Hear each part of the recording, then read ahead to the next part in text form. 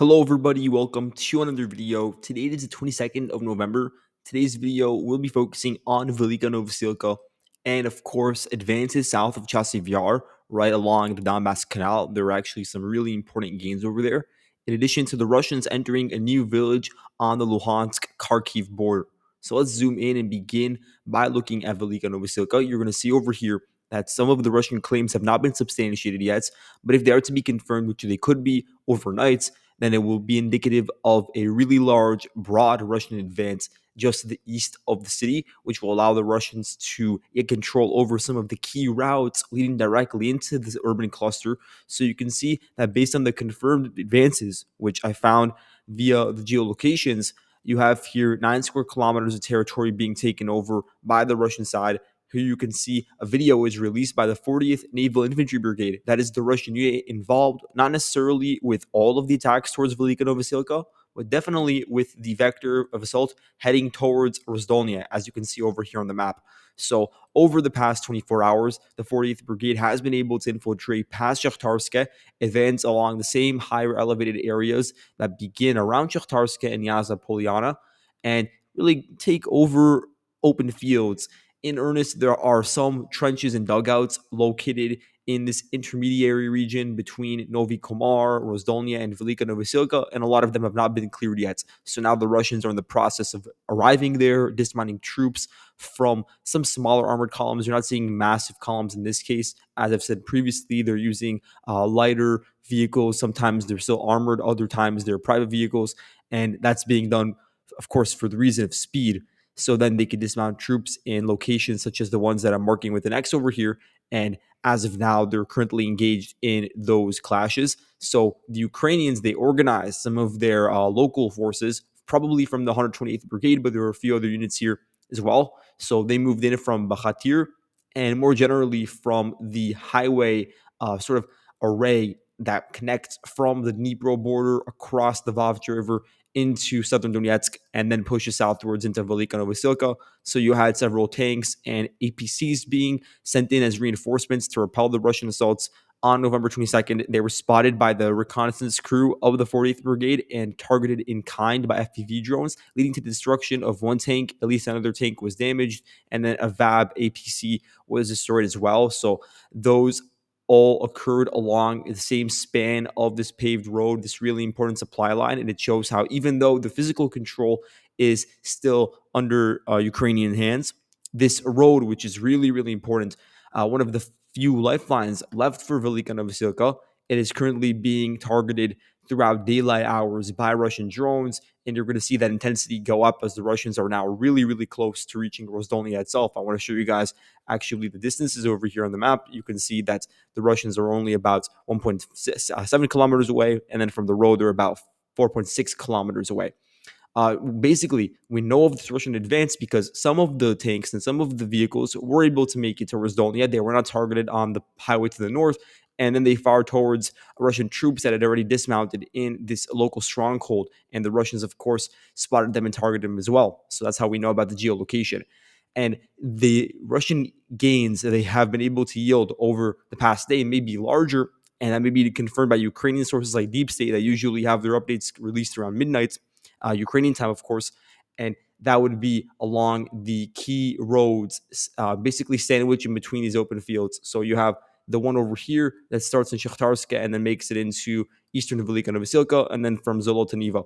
So according to some Russian sources, they've been able to take over a large chunk of this hinterlands region, these large open fields that consist of some dugouts that are not really organized into a single solid defense line. That is a current allegation.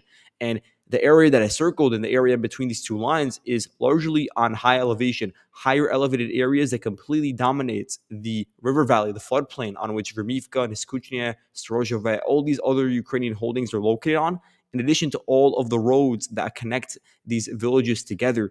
That is really concerning from a localized level. Just imagine operating over there, staying there on a day-to-day basis, and the effects that it has when you scale that out, compounded over weeks of clashes. And so that's important. You also have reports of the Russians continuing to advance west of Novodonetsk, according to the Russian side, but nothing verified as of yet.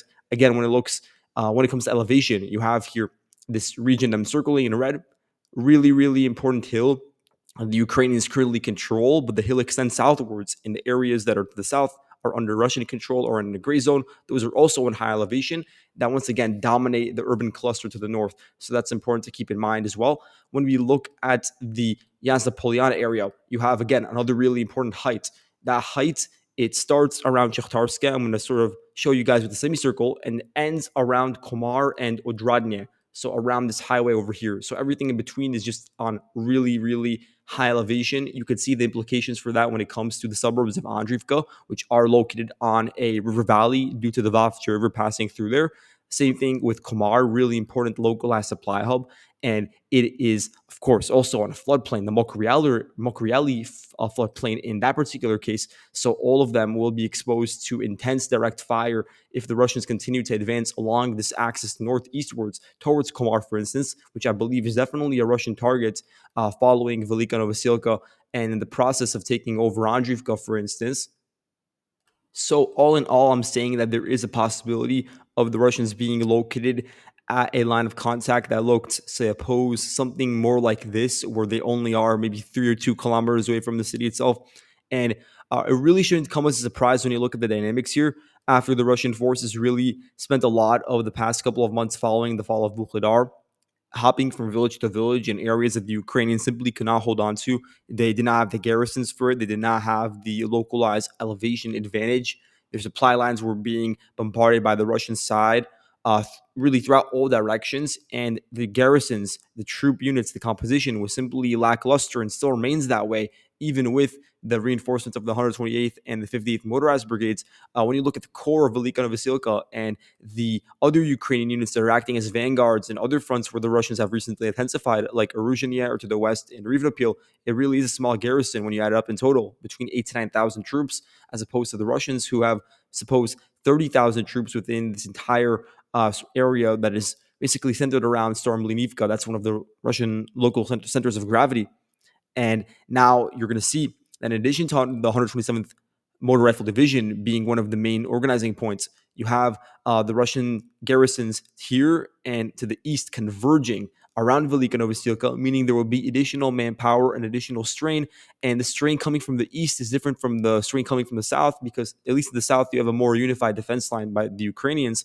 That is centered around Makarivka and some of these other villages where the Ukrainians have prepared for such direct Russian confrontations. But on the other hand, to the east, the Ukrainians were really not anticipating any sort of direct attack on Velyka Novosilka because previously, and the status quo had really been around the highway where the Ukrainians have previously been situated in Zolotoniva and Prechestivka.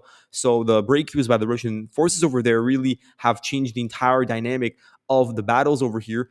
And it will have implications both in terms of the entire Mokriali River Valley and Komar, but also then on the border towards Dnipro and Zaporozhye, because the fall of Velyka Novosilka will allow the Russians to continue advancing northwestwards and expose some of the weak points in Ukraine's defense lines that they have built over the past year and a half in these regions. They would have to isolate this local gathering of trenches. But after that point, you have a large gap of open fields and not really any paved roads, but not any villages either. And this is a potential gap, an exploitation gap that would run behind the wider Ukrainian defense line that was built to defend the Zaporozhye border. But right now, that is not something the Russians are looking at that much, but it probably would assist in future operations. And now the Russians are beginning to dub this part of the front line far more critical than it was several months ago due to the localized successes by the Russian side. And it will have a potentially not equivalent status as what's going on in Kharkiv, but definitely closer to that sort of consideration and acknowledgement by the Russian high command when it comes to, for instance, allocating air sorties or artillery munitions. And so that's going to be good for the local Russian advancing garrisons here. Again, you're going to have units like the 36th Brigade and several others that were engaged in very fierce fighting for Bukhaevlenka now beginning to recuperate and prepare for once again engaging in fierce clashes that could be around the Uspanivka area. But on the other hand, some of it could be diverted towards the assaults that are shaping up for an intense urban battle in Velyka Novosilka. Now, to look at the area north of Ilinka and more generally what I refer to as the Uspenivka pocket, you have a geolocation indicating an important Russian advance by the 1st Kozma Tank Battalion of the 10th Tank Regiment. So they had a T-80 tank and two infantry fighting vehicles advance along this large area of open fields, not really any trench density to be seen in that area. They advanced along tree lines and dismounted at this particular location. And at that point, they provided suppressive fire for the Russian squads that had dismounted and entered into some of the neighboring tree lines and adjacent structures before withdrawing back northwards. And so, again, this is one of those classic dismounting operations the Russians have used in order to push the mantle forward. In this case, it has allowed the Russians to shape the battlefield in a way wherein Ilinka is under extreme pressure from really all directions except the western one, because from the east there are the direct clashes from Kateryivka. From the south, there are reports from the Russian side of the entrance into Yelizavetivka, but nothing verified as of now. And now to the north, you have confirmed information of the Russians infiltrating into the northern outskirts. So that's going to put enormous strain onto the battalion of the 79th Air Assault Brigade that is continuing to defend over here, continuing to hold out, in spite of the fact that you have this pocket forming day by day, becoming even more tenuous, and it now has a corridor of escape spanning 5 kilometers. Besides that, there aren't any major updates about Kurakove. The fighting has sort of stabilized for the time being, and we're talking about a very short period of time, just about 24 hours without updates.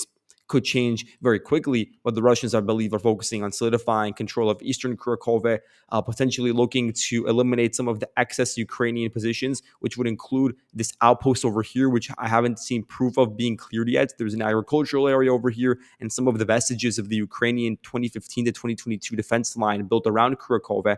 So those areas could definitely be on the Russian target list, trying to cut them off and really clear out whatever remaining Ukrainian resistance is located over there. You have the same sort of story north of Dalnya, where you have some remaining Russian anti-tank, Ukrainian anti-tank ditches and unified trenches that could be taken over, with the aim of then advancing from the south all the way to the north to Pevdenie and to the center of Kurakove. At the same time, you have intense Russian bombing efforts. Here you have a video of Russian FAB. It hit the Kurakove thermal power plant, and specifically one of the flue gas stacks was destroyed in the video. So that indicates intense bombardment of areas where the Ukrainians definitely are hoping to dig in and utilize the really impressive structure, really well fortified structure, I would say, an isolation of the city, because when you look at it on its own, its own merits, it really is well built.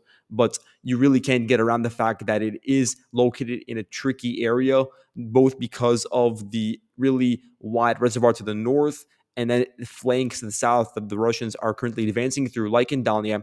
And when it comes to elevation, the Ukrainians in the Uspanika pocket are actually not in a bad state, so they're not being completely, dominated elevation wise. The one area where they are suffering due to that would be along the Mokriali River Valley itself. But then further to the north, around this circle here, this area is actually located on rather high elevation, and it extends into Russian controlled territories. So it is a double-edged sword, and that includes into Dalnya and regions all the way to Ulakli, basically converging around the meeting point of the Vavcha and Mokriali rivers over here. So everything to the east is on relatively high elevation, except for Kurakove. And that's the issue. The fact that the Russian forces, with their capture of Dalnya and potential advances into this pocket, marked an X, or even further northwest, would give the Russians an amazing vantage point to overlook the entirety of what remains of Kurakove for the Ukrainian side. Even though Kurakove does have some higher elevated structures, it does not compete with the natural advantage of elevation that the Russians would have, which would also give them the opportunity to overlook any movement in and out of the city coming from one of the remaining supply lines directly south of Andrivka. Looking south of Pokrovsk, there are reports on the Russian side of an entrance into Pustinka, or at the very least, advances through the fields east of it. So far, none of that can be verified. Same thing with reports of the Russians continuing to advance north of Hryhorivka and Petrivka towards Tchenske.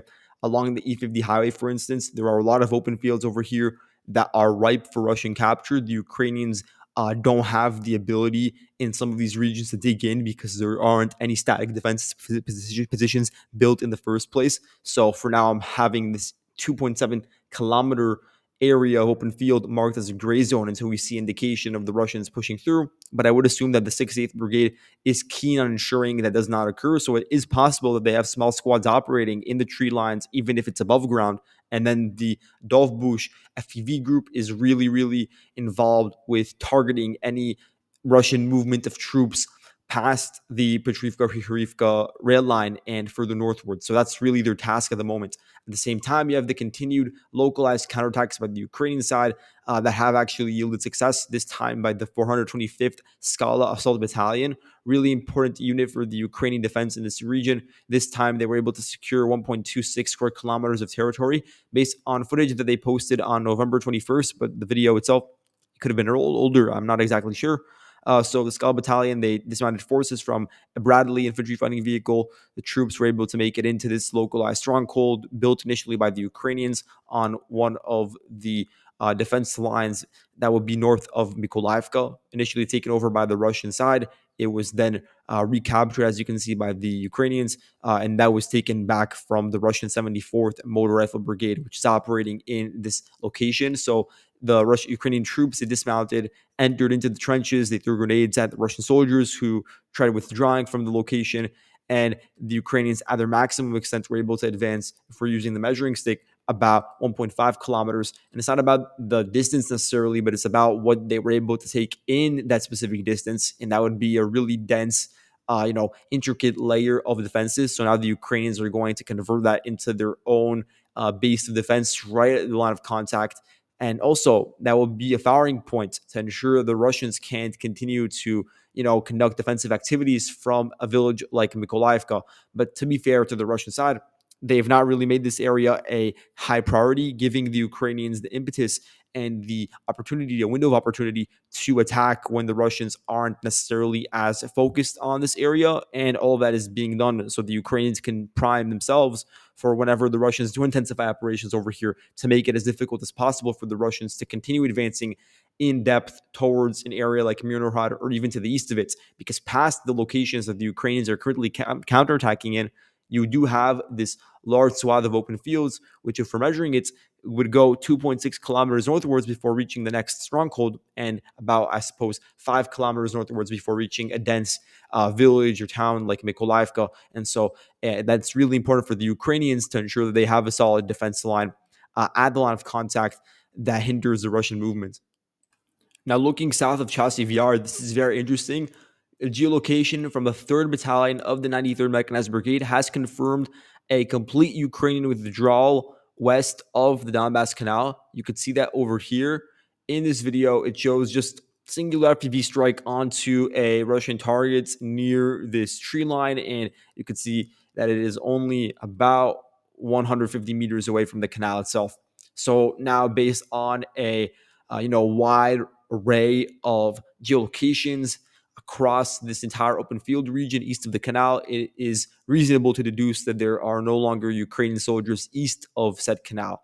So that would be a Russian advance amounting to 13.2 square kilometers. Really important gain. That's going to be the task of the Russian forces in this location. And I don't think they have that large of grouping over here, but it would be mainly centered around Kurdyumivka and Klishivka. Now it's going to be their objective to solidify control, clear out whatever remains of these dugouts, and then ensure they have a very strong front line built around the canal that could be crossed at certain locations. The Russians now have control over really, really important heights. You can see them marked with these squiggly lines, and they extend into Ukrainian territory. They extend into the Ukrainian side of the canal, marked over here. I'm going to show you guys roughly where the Ukrainian heights are located, and they sort of expand even further northwards to this quarry and into mine number 3 just to the east of Supochki. So it's not that the Ukrainians have lost the parity in elevation, but it does mean the Russians have gained it, because previously they were centered around areas like Andrivka and Klishivka that are located on valleys, very difficult to defend. But after being able to poke the Ukrainian lines, infiltrate into fields and lines of trenches, take over key strongholds, forested areas, and open fields alike, now they've been able to take back some of those hills and have the ability to cross over and utilize the parity in elevation to their advantage, because all else being equal in elevation terms, then the Russians can make advantage of their previous momentum and advantage here when it comes to, of course, Air Force, artillery being expended on a daily basis to continue the advances. So the objective, I believe, at this point will be to cross over the canal at certain locations that are south of said quarry over here. I'm going to clear the map for a second. I think they're going to cross south of this particular quarry and try to eliminate the Ukrainian strongholds that are really adjacent to the canal. There's one over here that is of particular interest. And then when you look at the areas a bit to the west that the Ukrainians are really hoping to defend, you have this entire very dense line of trenches that have not been cleared out by the Russians. They haven't even been touched yet, that run from Dilivka to Bielahora. And this region is well built in defensive terms, but it is on really, really low elevation. So the Russians are actually in a prime position to fire upon it and spot the Ukrainian movements. And this Bielahora Dilivka area is so important for a couple of reasons. First of all, it provides a northern flank and buffer to ensure the Russians can't go in and hammer the Ukrainian positions in Krimsk and Toretsk from the north. And I don't think that the Russians really are focusing on these two villages, or would potentially focus on them in the future for that gain, for then maneuvering southwards into Toretsk. I don't think that would be the reason. I think it would have more to do with what comes after Toretsk. So it's not going to be a massive Russian priority right now, but I do believe that eventually, once the Russians have additional gains yielded in Chasiv Yar and Toretsk, the focus will then shift towards this particular location in between those two cities. That's because of Konstantinivka. Konstantinivka is the natural fallback city for the Ukrainians if they were to lose those two cities, but there's a lot in between, so it's not a one-to-one transfer. But in any case, you do have really important, local supply hubs, a lot of built-up defenses, trenches on the perimeter, especially to the east of Konstantinivka, and then all the roads that either connect towards Chasiv Yar directly, like you can see over here, or southwards towards Ivanopilia, and then from there to Toretsk. So it is very important in that regard. And currently, the Ukrainian garrison in Konstantinivka is relatively protected. I'm not going to say completely, because it is still within the range of some artillery, but it would be much worse had the Russians crossed over the canal earlier. So right now, the Russians are about 11 kilometers away from the Konstantinivka. So you're seeing medium range artillery being used, and now maybe the introduction of some short range artillery towards the Ukrainian targets on the eastern side of Konstantinivka. So I believe the Russians, their objective when they do choose to cross over the canal, will be to clear out a lot of these valley regions that are meant to act as a buffer between the current line of contact and Konstantinivka. And that will be the initial shaping operations for a broader assault onto the city, which, again, is now within the Russian purview at the moment. And lastly, to look at the border between Kharkiv and Luhansk, you have a new Russian advance. Russians really have been capitalizing upon a very specific corridor that started out with their capture of Anrivka over here, this hamlet. From there, they branched out into Vishneve, an area that the Ukrainians were wholly unprepared to defend. It really was not anything that they had anticipated. And since then, they've continued to hop from village to village. First, Proshetrovneve, which was a successful breakthrough for the Russian side, and now even further south along the same paved road into Kopanki. And Kopanki is a hamlet, you could say. It is very difficult to defend once the Russians infiltrate into it. So even though the video released by the Russian side from the First Guards Tank Army is located on the eastern edge of the hamlet, it is safe to say that probably there are no longer Ukrainian troops here, that it is likely a gray zone or under full Russian control. But we'll wait for what the Ukrainian side comments about this particular village. The geolocation does show a Russian flag being waved over here. And what you can see forming is very, very clear. It is over here that you have a low point depression in the topography between Kharkiv and Luhansk. So that includes Nadia, Dverli Blechovbe, whatever it's called, Novi Horivka. These villages that are frontline villages, relatively small, but some of them sort of horizontally wide, and including a lot of forested regions and generally geography that is not conducive for large-scale armored assaults, more so for infantry-based movement from one place to another. It is actually located on relatively low elevation. So I'm going to show you guys what I'm referring to. You have this pocket that is forming right now, that really is exposed to Russian fire and to Russian flanking. Russian fire in the sense that you have this, again, massive Russian ridge west of Svatove that is currently acting as a forward base for short range Russian artillery towards Ukrainian frontline positions, and of course, mortar fire as well. And then you have to the west the Russian breakthroughs that are continuing along the Vishneve line, along this paved road, which could both physically cut off the Ukrainians located over here, but also due to the elevation through which the Russians are advancing, they're going to have really good vantage points because Vishneve, Prushtravneve, and Kopanki are all on a ridge, really important ridge. And the exception to this entire pattern of ridges would be the pocket in between these two areas that are under Russian control at the moment. So the Ukrainian positions of the front line are really sandwiched in between two very advantageous Russian locations, you could say. And I don't think that the Russians are stopping in their intentions around Kopanki. I think they're going to try to continue southwards towards Novoserhivka with the objective of isolating the Ukrainians near Nadia, with the objective of squeezing them out. And of course, utilizing the elevation advantage to put pressure on them to do so. The location here is being defended by the 43rd Mechanized Brigade and also the 3rd Assault Brigade. And it's interesting to see that this unit, 3rd Assault Brigade, is being put into one of the regions that is considered less important when you see the grand scheme of things with the front line developments being moved away from critical fronts towards Luhansk. I would wonder if the Russians or the Ukrainian command eventually reassesses that and moves it away. And then I wonder if that would have any sort of implications in terms of intensifying the Russian operations here, allowing them to, yield even larger advances. Because we know that the 3rd Assault Brigade, it was involved in a localized counterattack. I think it was in like late August or September, something of that sort.